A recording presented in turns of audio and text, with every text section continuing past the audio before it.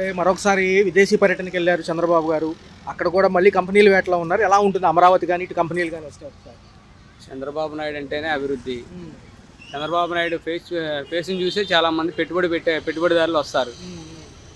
అసలు ఇండియా లెవెల్లో మోడీ తర్వాత చంద్రబాబు నాయుడు తర్వాత మోడీ ఎలాంటిది ఇప్పుడు ఆయన ప్రధానమంత్రి ముఖ్యమంత్రి కాబట్టి ఈయన చూసి పెట్టుబడి పెట్టడానికి బోల్డ్ మంది వస్తారు, బోల్డ్ కంపెనీలు వస్తాయి. ఇదే విధంగా నీరుకొండలో కూడా అమరావతి ప్రాంతంలో కూడా 300 అడుగుల విగ్రహం ఒకటి ఎన్టీఆర్ గారిది పెట్టబోతున్నారు సార్.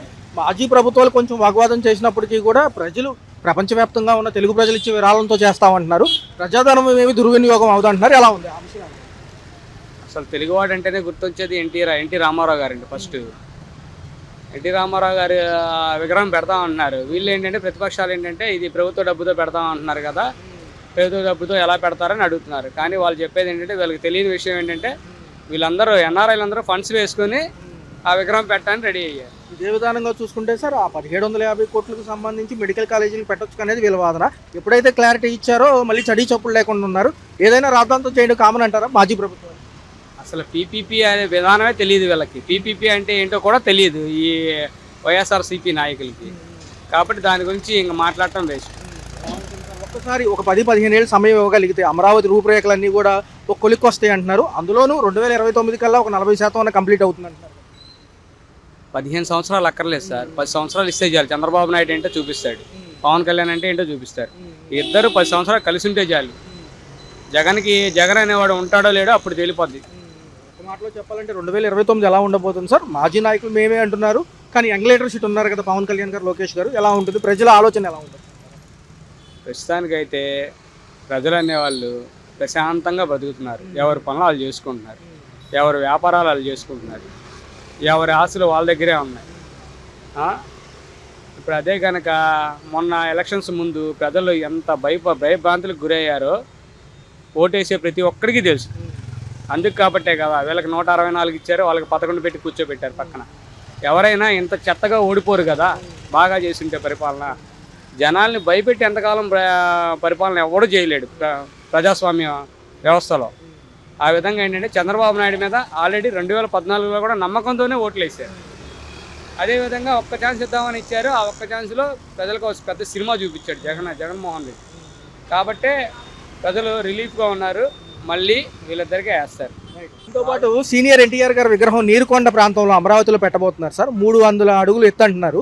ఎలా ఉంటుంది? 1750 కోట్లు. ప్రపంచవ్యాప్తంగా ఉన్న తెలుగువారి విరాళాలు ఇచ్చినా సరిపోతుంది అంటున్నారు కదా, ఎలా ఉంటుంది సార్? వాళ్ళు ఓకే ఎలా కొంటే వాళ్ళు చేస్తారు, ఏమో తప్పదు కదా. 1వ తారీఖు పెన్షన్గా ఇస్తున్నారు. వస్తున్నాయి కానీ ఇల్లు తలాలు ఇస్తామని మరి ఇవ్వలే. రేషన్ తీసుకోవడంలో ఇబ్బంది ఏమైనా ఉందా? రాసిన లేదు. మరొకసారి విదేశీ పర్యటనకి వెళ్ళారు చంద్రబాబు గారు. ఎలా ఉంది సార్? ఎందుకంటే కంపెనీలు వేట అంటున్నారు కదా, ఎక్కువ శాతం కంపెనీలు వస్తేనే మనకు రేపు భవిష్యత్తు ఉద్యోగాలు అంటున్నారు. కొంచెం సమయం ఇవ్వచ్చు అంటారా? ఏమో చెప్పలేము, వాళ్ళకి ఆడతాము వాళ్ళకుంది మనకేం. మనకి ఇప్పటికైతే బాధలు లేవు, బిజర్ లేవు, అన్నీ ఇంటికి వచ్చేస్తున్నాయి కదా. సామాన్యుడికి పనులు దొరుకుతున్నాయా సార్? పర్లేదు. ఇసుక దొరకడంతో మళ్ళీ కన్స్ట్రక్షన్స్ మళ్ళీ పనిలా సాగినాక పర్లేదు సార్. రోజు ఈ హమాలీలకి వీళ్ళకి కూలి వాళ్ళకి అందరికి పర్లేదు. ఏదో పని చేసుకుంటున్నారు. అది విశాఖపట్నంతో పాటు ఇటు విజయవాడ అమరావతి ప్రాంతం డెవలప్ అయితే రేపు ఇక్కడ ఉపాధి ఉంటుంది అంటున్నారు కదా.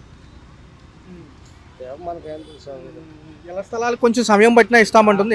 ఇవ్వట్లేదు. ఇప్పుడు ఎక్కడ 2-3 సార్లు అయింది, 2 సార్లు అయింది ఇవ్వట్లేదు. గ్యాస్ సిలిండర్లు ఏమన్నా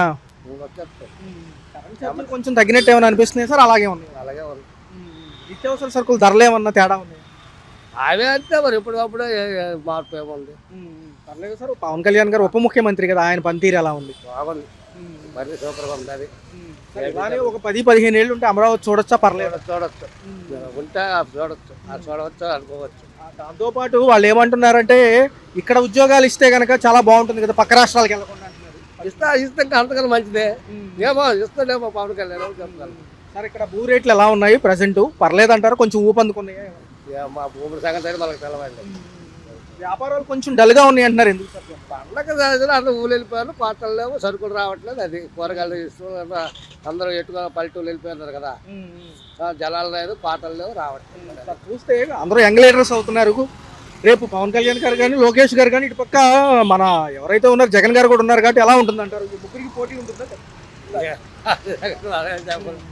చంద్రబాబు నాయుడు గారు సీనియర్ కదా, బాగా ఏజ్ నిమిత్తం చూసుకున్నా ఏదైనా పవన్ కళ్యాణ్ కొంతమంది వరకు లాగించుకెళ్ళిపోతాడు. ఆడికి అంటున్నాడు అనుకుంటాను.